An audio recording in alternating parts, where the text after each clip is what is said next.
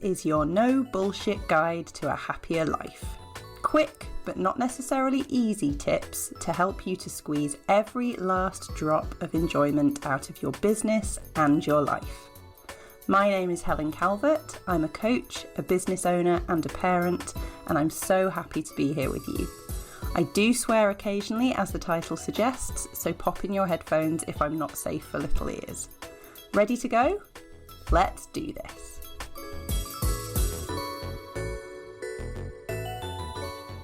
Hello and welcome to this episode where we are going to be checking in on why we need a toolkit.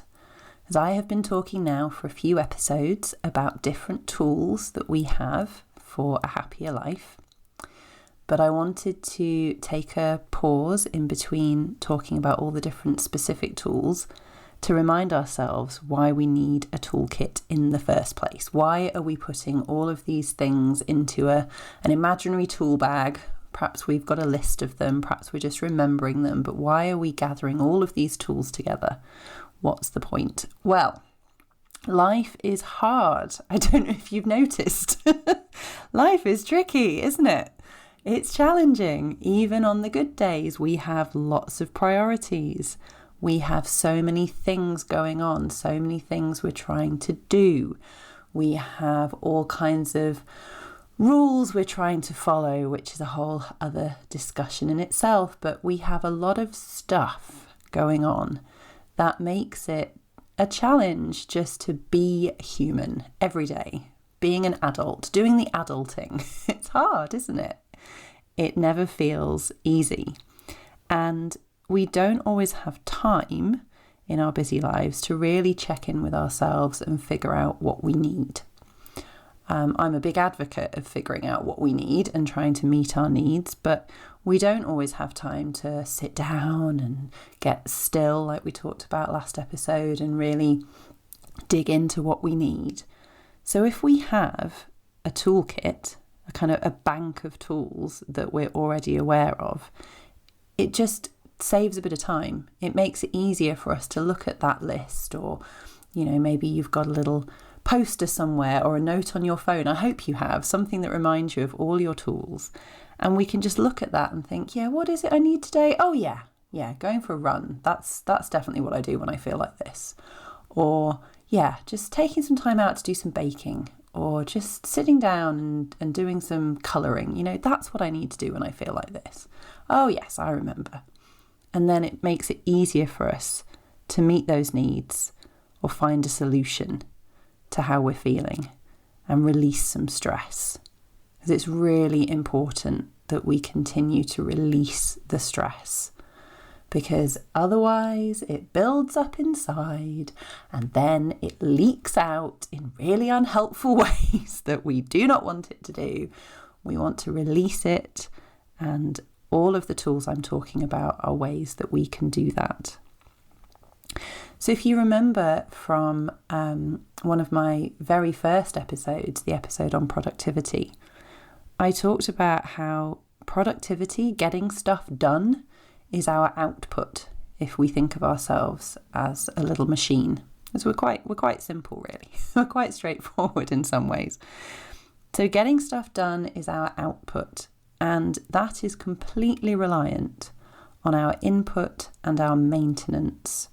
What we put into ourselves, how we care for ourselves, and how we maintain ourselves mentally, emotionally, physically.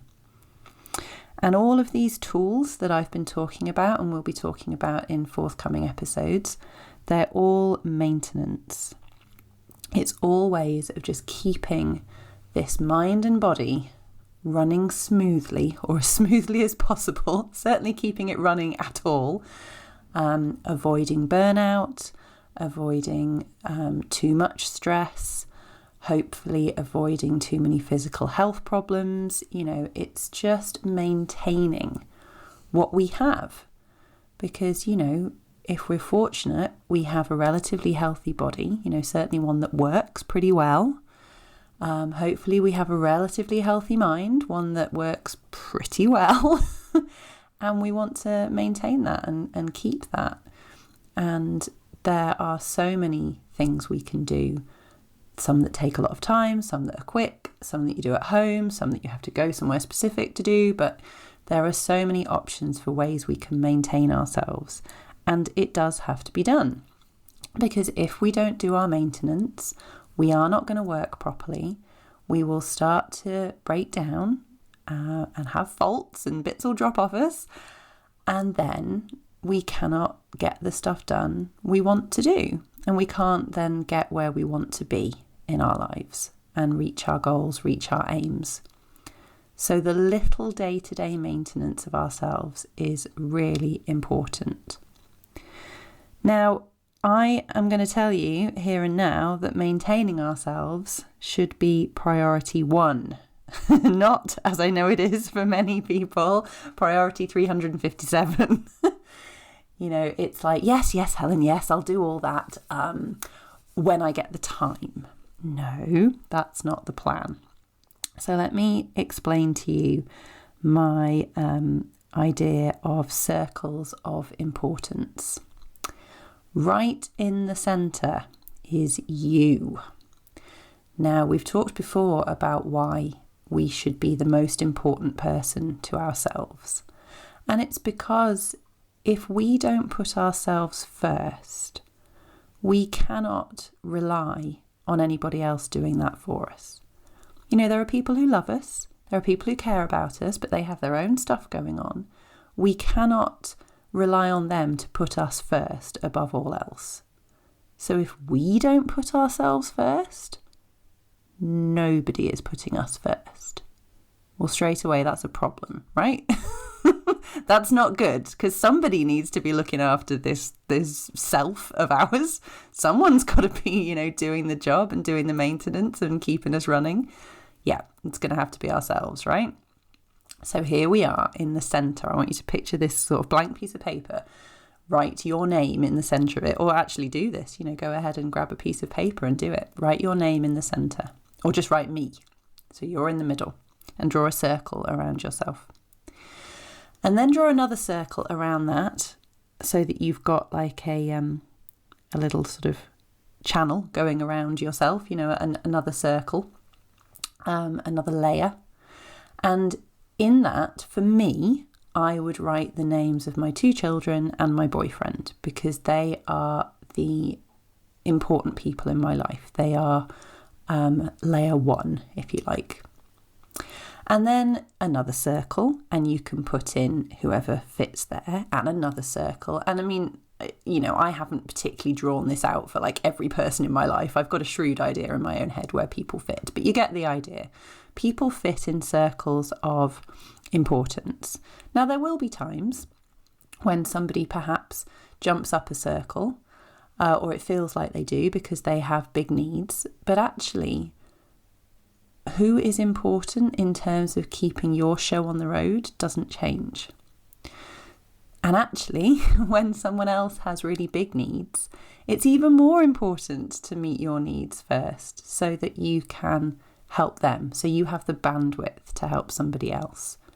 Because if you haven't met your own needs and then you try and help other people, that way burnout lies. And resentment as well, which we definitely want to avoid. So the purpose of this little diagram is to remind you of which needs should be being met in which order.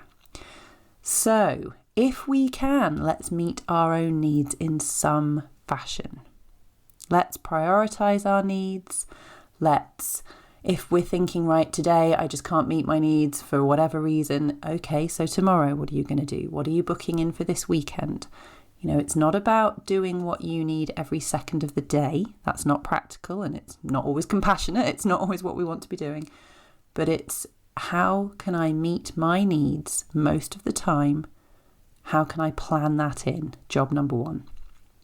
Then, have I met the needs to the best of my ability of the people who are the most important to me? To as much as I can, because of course they can meet their own needs too, But to as much as I can, am I looking after them, and hopefully they're looking after me, and are we doing what we need for each other?